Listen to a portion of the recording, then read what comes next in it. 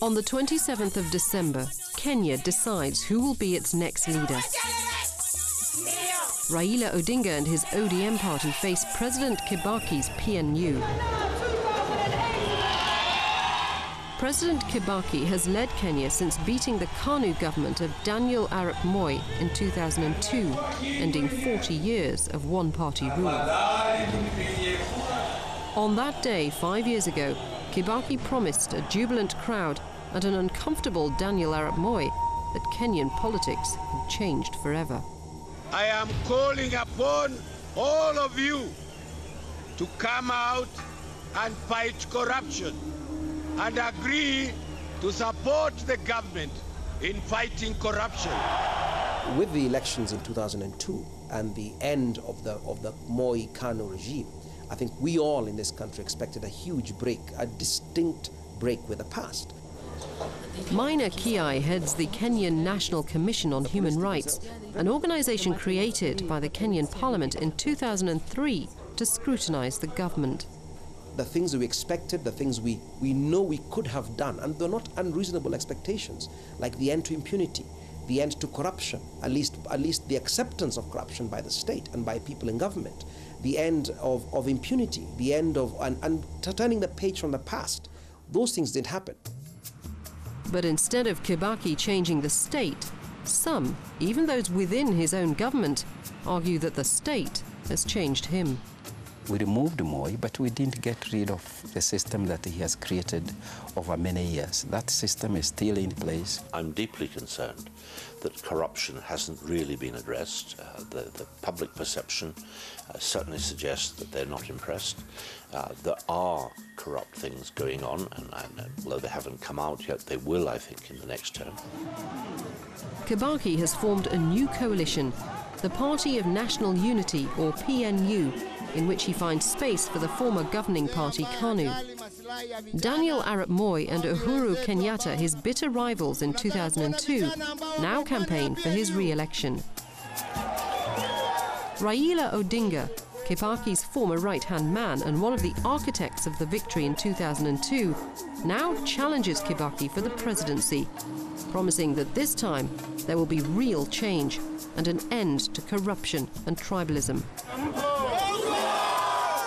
But Raila is from the Luo, half the size of the Kikuyu, President Kibaki's tribe. In an election many believe will be decided along tribal lines, he will need to work hard to convince members of other tribes that his will be a government for all Kenyans.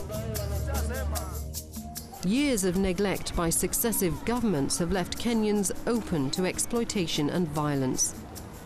Nowhere is this more evident than in Mathare, one of Nairobi's super slums. The last decade has seen the emergence of the Mungiki, a Kikuyu group, literally the many, which moved into the slums with the migrants from the Rift Valley. They present themselves as a spiritual movement, but others see them as a brutal gang.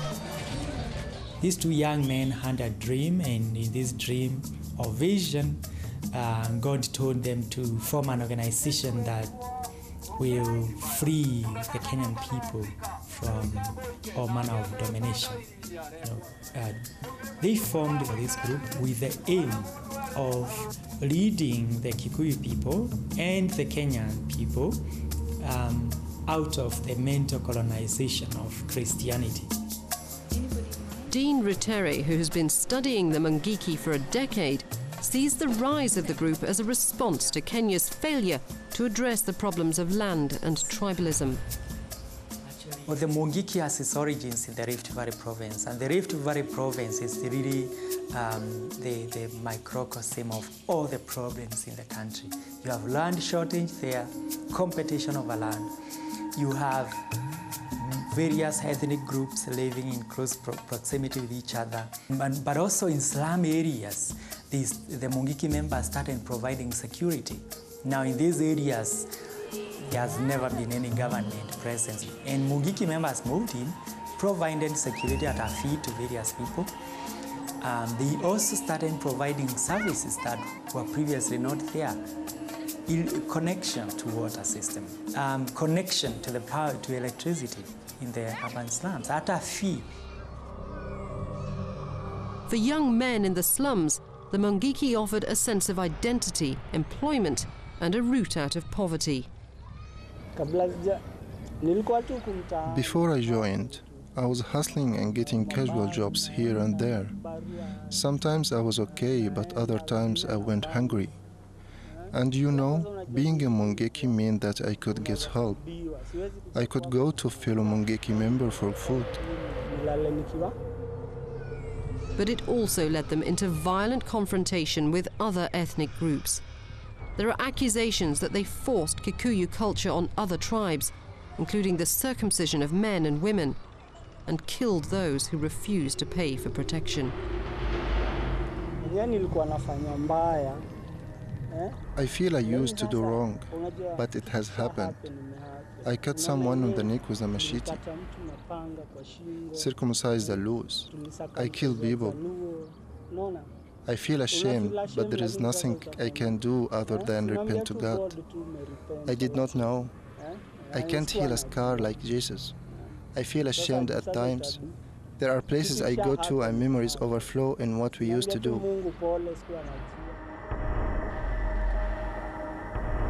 Despite their reputation for brutality, the Mungiki leadership see themselves as first and foremost a resistance movement that picks up where Kenya's Mau Mau rebellion against the British left off.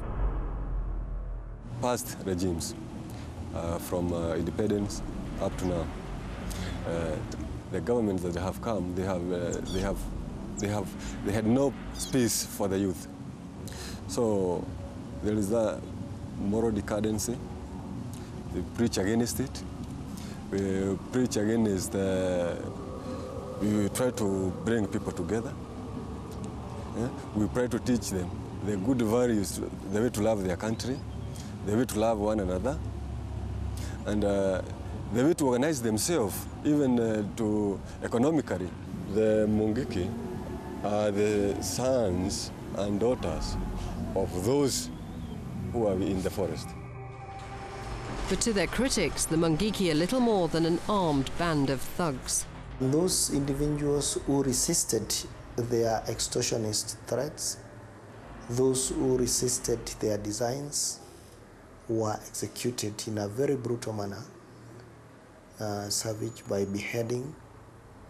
And in order to strike terror to their would-be victims, they would do it in a manner that is dropping the bodies in open parts, in the village parts, in the streets of Nairobi here.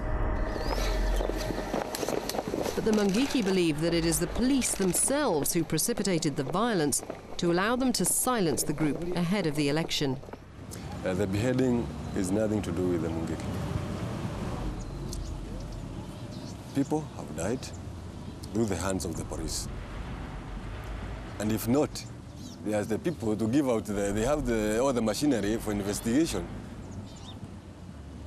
You could not have been seeing somebody have been shot, he's left, and the villager says, come and correct. Somebody goes within a week, he is not corrected, and after that, there is no investigation, there's nothing. Who has the question to answer? Who has to answer? It is the police. In June, the police moved into Mathare to smash the power of the Mungiki, even though it meant a Kikuyu-led government taking on their own tribesmen. The attack, when it came, was swift and brutal.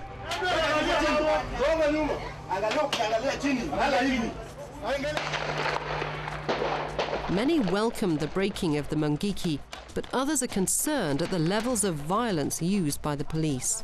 You can't suspend the law as it applies to this group, in contrast to how the law applies to the rest of us. For instance, you find the police given orders to shoot to kill Mungiki youths. When the police arrest them, they employ extrajudicial executions. I think it has been utterly wrong. Because it's poor people. They don't have a voice in this country. They've never had a voice in this country.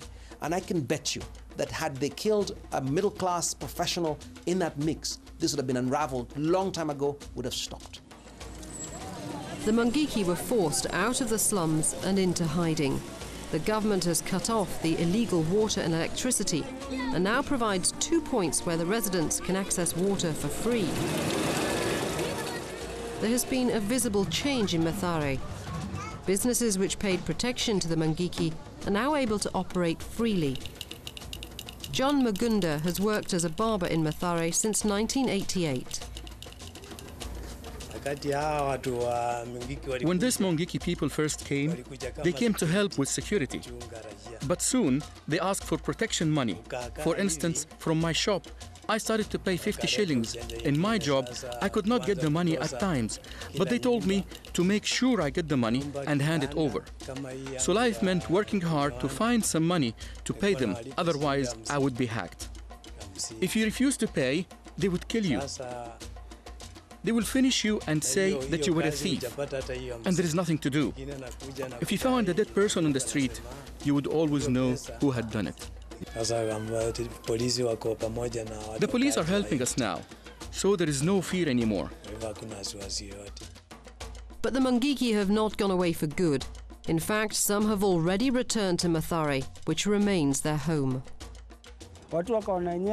What makes me still be here? Many people also know me because I have grown up here, so they pardon me. And that is how I have survived up to now. For some, the experience of the summer has convinced them that they no longer want to be involved in the organization. But leaving the Mungiki is not easy. Members take a blood oath, which ties them to the organization for life. A goat was bought. They skinned it alive to give each one of us a piece of the skin to keep. After drinking its blood, they stripped us naked, then beat us, saying that beating drive the fear away from us. To join the Mungiki is easy, but leaving the sect means leaving your head behind. The Mungiki leadership, unable to operate in Mathare and hunted by the police, are reorganizing. They deny there is any ritual binding their members to the group and say the organization has been misunderstood. There's nothing like oath. It's not purely African. It's a mixture of the values, good values within the African society. You have to take and to preach about them. The good values. And even I think the Mungiki, they are the true Christians. Mungiki is largely a plea to be heard by these young men. You cannot eliminate it purely by killing them. The conditions that created Mungiki are still there. And I have heard young people from the Kalenjin community saying that they want to set up their own Mungiki. There's a lot of disaffection with the direction the country is taking in terms of the economy, that the economy is not delivering the goods. Mungiki can come back to Mathare. It will depend on the government and situation. Coming back is easy. We are still here. How sure are they that I reformed? So I am sure that we will come back.